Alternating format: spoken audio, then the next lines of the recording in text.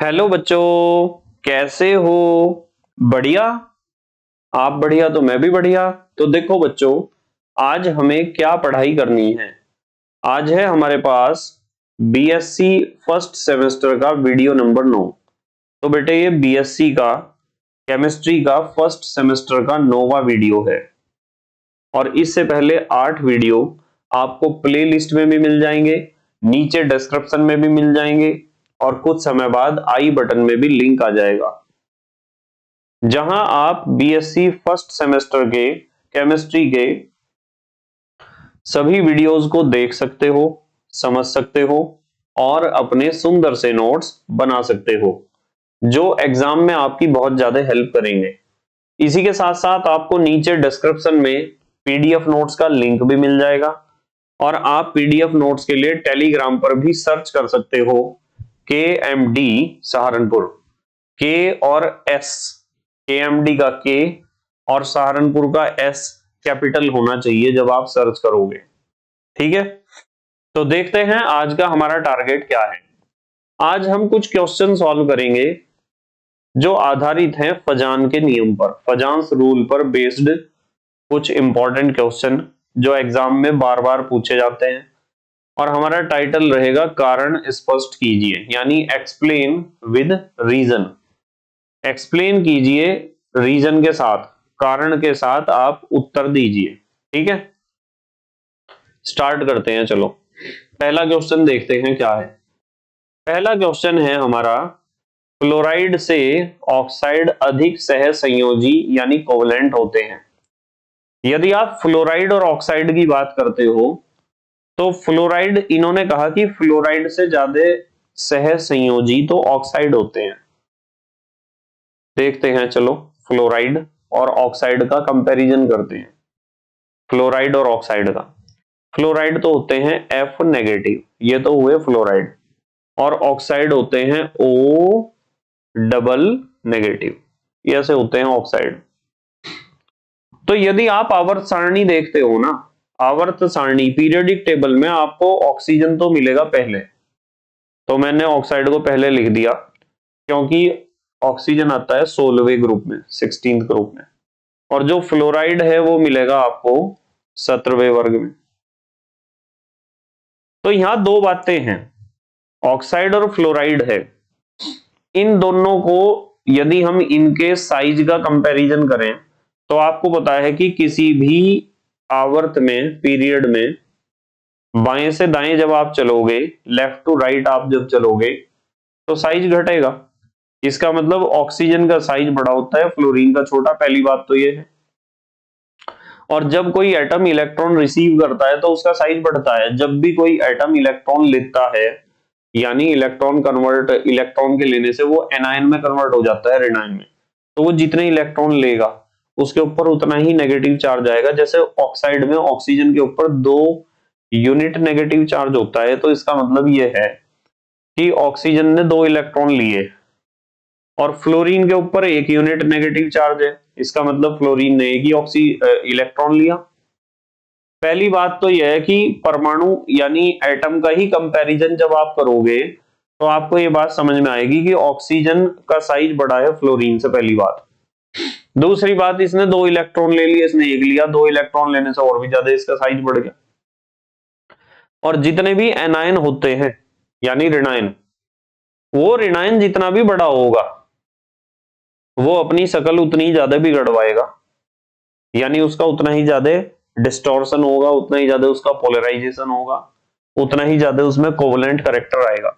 तो यहां मेरा जवाब यह है कि यदि आप ऑक्साइड और फ्लोराइड का कंपैरिजन करते हो कोवलेंट कैरेक्टर में, तो इसमें से जोन सा भी एनायन साइज में बड़ा होगा उसी का कोवलेंट कैरेक्टर ज्यादा होगा, क्योंकि सबसे ज्यादा मजबूर वही है, अपनी शकल बिगड़वाने को सबसे ज्यादा तैयार वही होगा।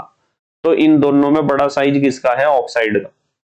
तो ऑक्साइड आयन का साइज जब बड़ा होता है तो इसी वजह से हम कहते हैं कि ऑक्साइड आयन का जब साइज बड़ा है, इसलिए ऑक्साइड आयन ज्यादा कोवेलेंट कैरेक्टर दिखाता है।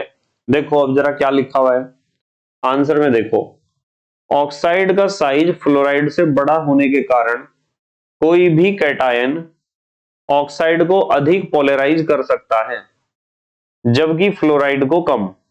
अतः ऑक्साइड अधिक कोवलेंट होता है।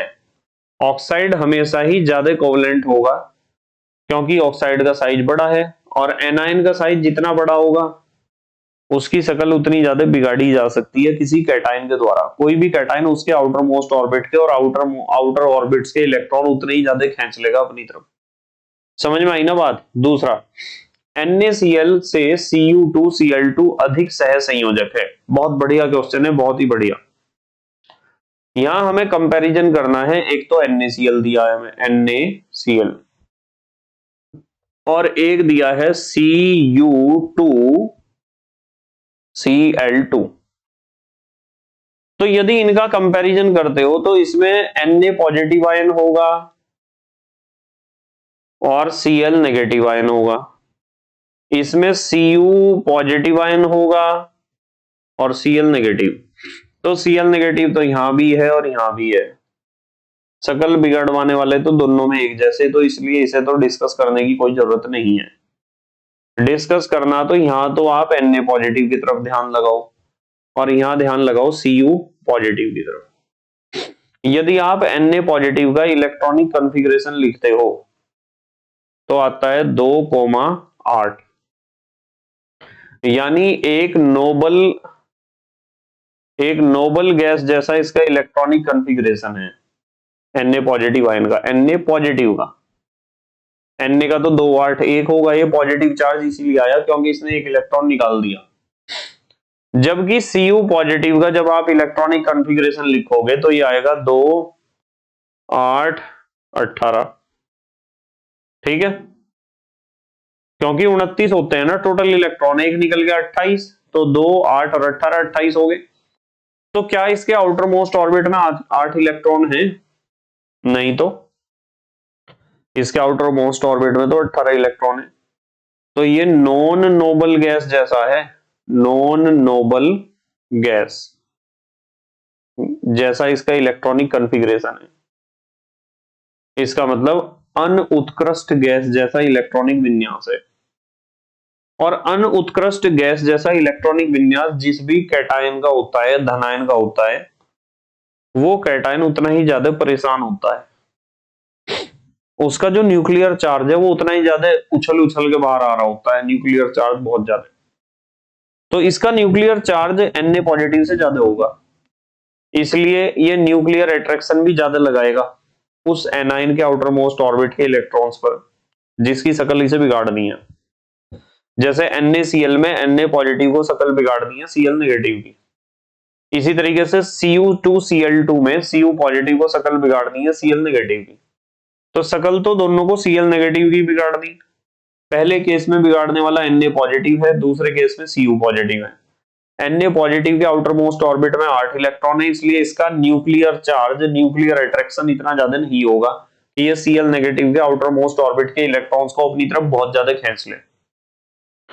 जबकि Cu पॉजिटिव का जब इलेक्ट्रॉनिक कॉन्फ़िगरेशन लिखा तो पता चला कि इसके आउटर मोस्ट ऑर्बिट में 8 इलेक्ट्रॉन है ही नहीं, और जब इसके आउटर मोस्ट ऑर्बिट में 8 इलेक्ट्रॉन नहीं है तो इसका न्यूक्लियर चार्ज बहुत ज्यादा होगा, न्यूक्लियर अट्रैक्शन बहुत ज्यादा होगा, इसलिए Cl नेगेटिव के आउटर मोस्ट ऑर्बिट के इलेक्ट्रॉन्स को बहुत ज्यादा अपनी तरफ खींच लेगा, जिसकी वजह से कोवेलेंट कैरेक्टर ज्यादा डेवलप हो जाएगा, यहाँ डिस्टॉर्शन ज्यादा डेवलप हो जाएगा, Cl नेगेटिव में ज्यादा पोलैरिटी डेवलप हो जाएगी। इसका दूसरा रीजन हम ये भी दे सकते हैं कि यदि आप Na पॉजिटिव की बात करते हो तो Na पॉजिटिव में p इलेक्ट्रॉन्स जो है ना, sp,df, ये सब होते हैं ना सब ऑर्बिट उपकोष, इसमें p इलेक्ट्रॉन्स जो हैं उनका न्यूक्लियर अट्रैक्शन के ऊपर स्क्रीनिंग इफेक्ट ज्यादा होगा। यानी जब p इलेक्ट्रॉन्स नाभिक, p इलेक्ट्रॉन तो नाभिक के पास होंगे, आपको पता है न्यूक्लियस के सबसे पास s इलेक्ट्रॉन, फिर p, फिर d, फिर f। तो Na पॉजिटिव में तो p इलेक्ट्रॉन है, Cu पॉजिटिव में है d इलेक्ट्रॉन्स। तो Na पॉजिटिव के p इलेक्ट्रॉन न्यूक्लियस के ज्यादा पास है, तो वे कहेंगे यार मुझे ही खींच लो, बाहर वालों को क्यों इनवाइट कर रहे हैं आप। जबकि Cu पॉजिटिव के जो d इलेक्ट्रॉन्स हैं वे न्यूक्लियस से दूर हैं, न्यूक्लियस से दूर हैं तो उनका स्क्रीनिंग इफेक्ट न्यूक्लियस अट्रैक्शन के ऊपर, न्यूक्लियर अट्रैक्शन के ऊपर कम है उनका स्क्रीनिंग इफेक्ट। वे न्यूक्लियस को उसकी हरकत करने से रोक नहीं पाएंगे Cu पॉजिटिव के डी इलेक्ट्रॉन्स, क्योंकि आपने 11th 12th में पढ़ा है कि स्क्रीनिंग इफेक्ट यानी आवरण प्रभाव वो कम होता है डी और एफ इलेक्ट्रॉन्स का, जब डी और एफ ब्लॉक एलिमेंट्स आपने डिस्कस किए होंगे। ठीक है, समझ में आई बात? दो रीजन बताए मैंने, देखो क्या क्या है। चूंकि Cu पॉजिटिव आयन का इलेक्ट्रॉनिक कॉन्फ़िगरेशन अनुत्कृष्ट यानी नॉन नोबल गैस जैसा होने के कारण यह Cl नेगेटिव को अधिक पोलराइज करता है, जबकि Na पॉजिटिव का इलेक्ट्रॉनिक कॉन्फ़िगरेशन नोबल गैस जैसा होता है, इसलिए यह Cl नेगेटिव आयन को कम पोलराइज कर पाता है।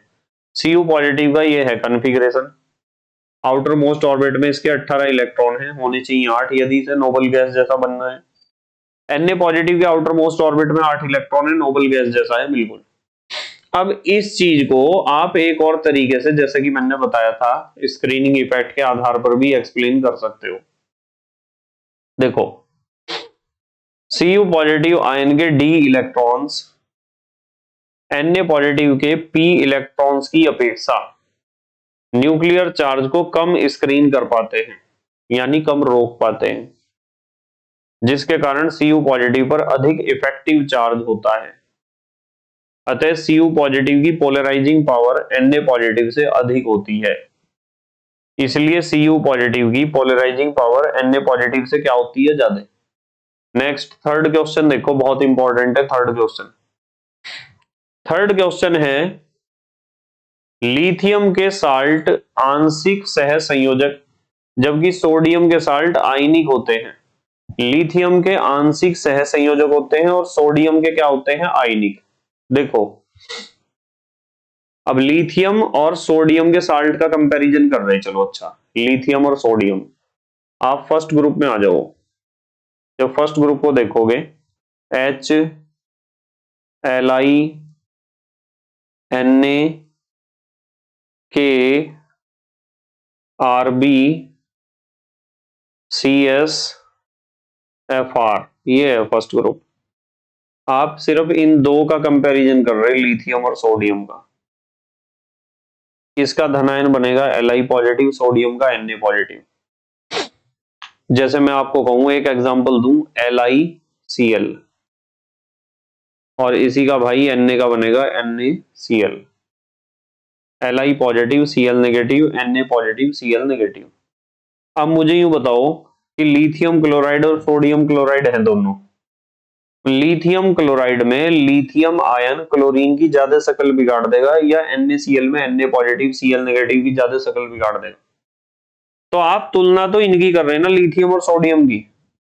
आपको इस बात का स्पष्ट रूप से पता है कि जब आप पीरियोडिक टेबल आवर्त सारणी जब देखते हो तो लिथियम ऊपर है, सोडियम नीचे। इसका मतलब लिथियम का साइज छोटा है तो Li पॉजिटिव का साइज भी छोटा होगा, और Li पॉजिटिव का साइज छोटा है तो वो Cl नेगेटिव की शक्ल ज्यादा बिगाड़ देगा, उसके आउटर मोस्ट ऑर्बिट के इलेक्ट्रॉन्स को ज्यादा खींच लेगा अपनी तरफ।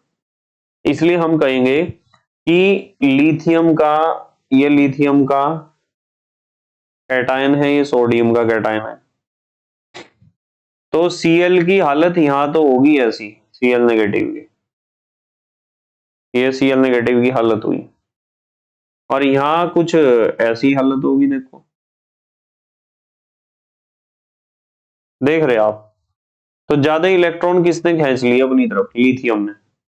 तो जो ज्यादा इलेक्ट्रॉनों को अपनी तरफ खींच लेगा, जो छोटे वाला कैटायन होता है वही खींचता है ज्यादा। यहाँ तीन फैक्टर हैं। सबसे पहला फैक्टर तो अधिक चार्ज, अधिक आवेश।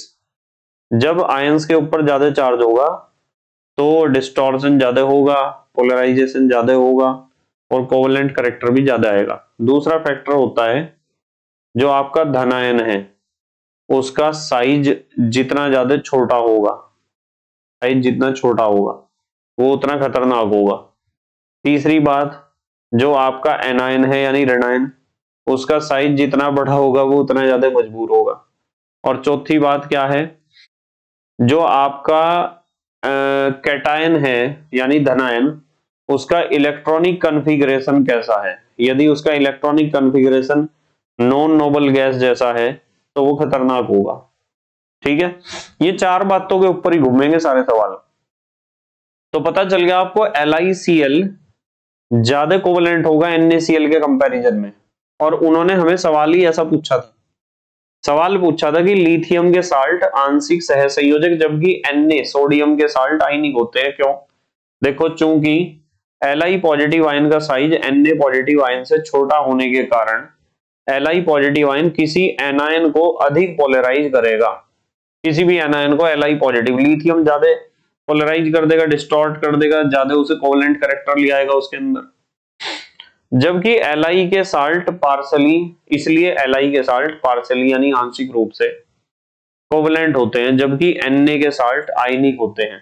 Na सोडियम के साल्ट आयनिक इसलिए होंगे क्योंकि सोडियम का साइज बड़ा है, और ज्यादा बड़ा है तो Na पॉजिटिव यानी इसका कैटायन भी ज्यादा बड़ा बनेगा, और कैटायन ज्यादा बड़ा बनेगा तो एनायन के इलेक्ट्रॉन्स को ज्यादा नहीं खींच पाएगा अपनी तरफ। देखो चौथा क्वेश्चन, Cu पॉजिटिव की ध्रुवण क्षमता Na पॉजिटिव से अधिक है, सबको पता है। Cu पॉजिटिव का electronic configuration non noble gas जैसा है, जबकि Na पॉजिटिव का इलेक्ट्रॉनिक कॉन्फ़िगरेशन नोबल गैस जैसा है। इसलिए ध्रुवण क्षमता यानी पोलराइजिंग पावर Cu पॉजिटिव की ज्यादा होगी। जो भी कैटायन नॉन नोबल गैस जैसा होता है उसकी polarising power noble gas electronic configuration जैसे कैटायन से ज्यादा ही होगी। यहां लिखा same as part first, part first नहीं, पार्ट सेकंड, जो भी होगा देख लो। अभी ये क्वेश्चन आया था ना, देखो पार्ट फर्स्ट नहीं सेकंड था ये क्वेश्चन, शायद ये था, देखो सेकंड तो था।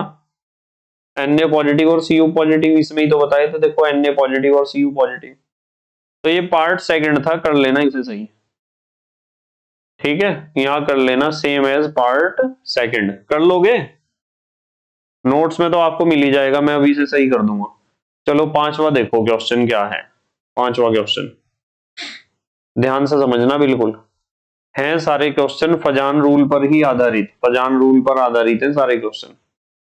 पांचवें क्वेश्चन में कहा BeCl2 से RaCl2 तक सह संयोजी गुण में कमी होती है। देखो BeCl2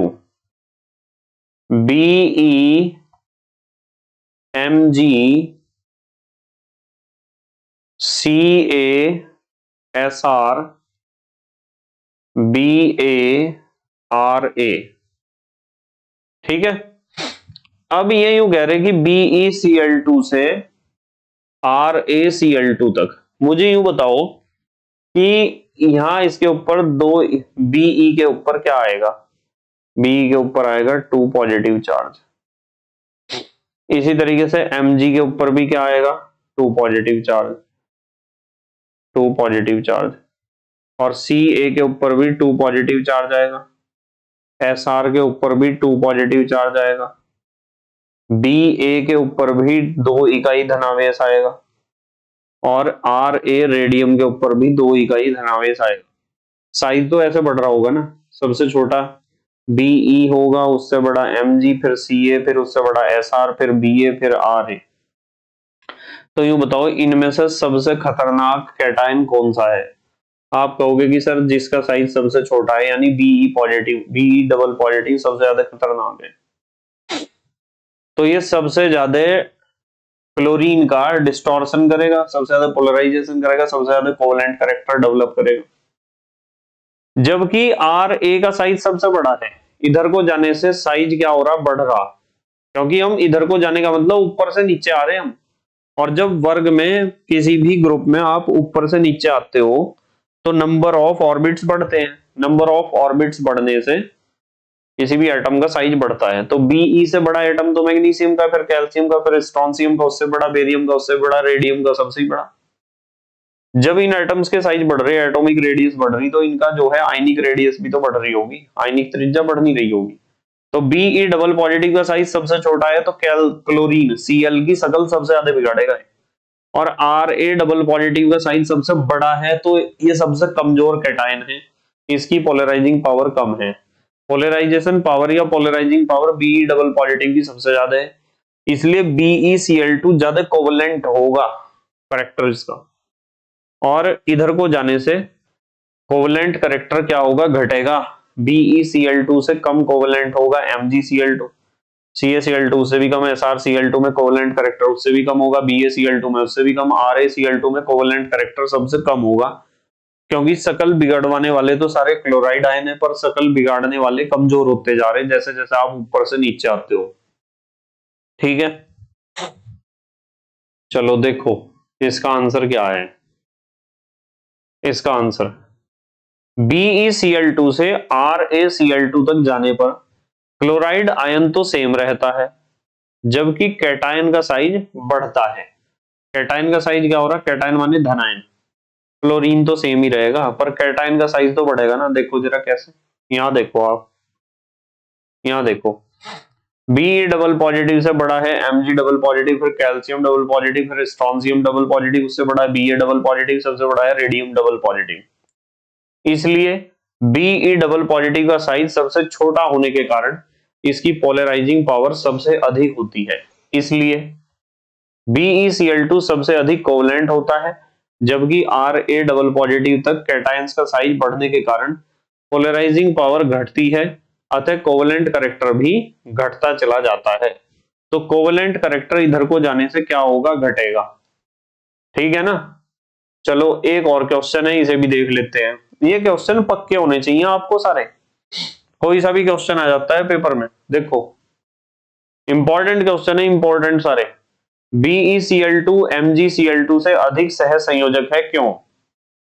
भाई BeMg, अब इनका कंपैरिजन कर लो आप, Be और Mg का कंपैरिजन करना। देखो Be अभी तो कर रहे थे हम कंपैरिजन, Mg यही तो था, CaSr, फिर Ba और फिर Ra।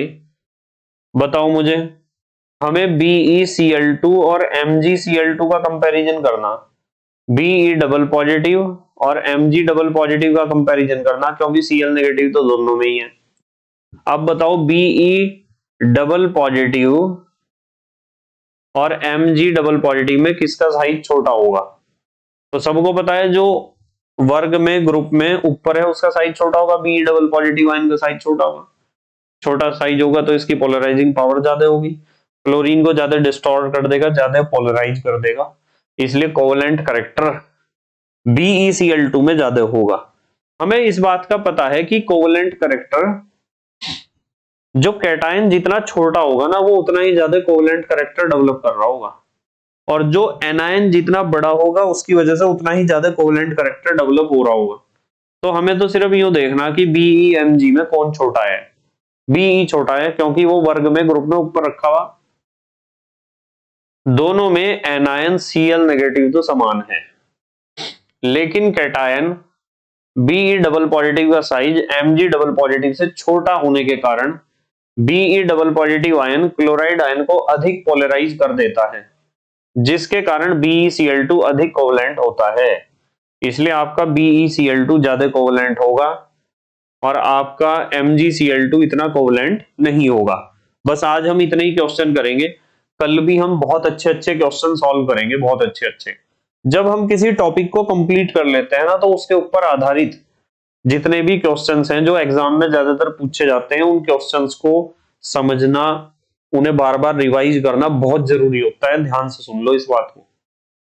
मतलब जब मैं छोटा था, छोटा का मतलब आपके जैसा, तो मुझे इस बात का पता नहीं था कि पढ़ाई कैसे की जाती है।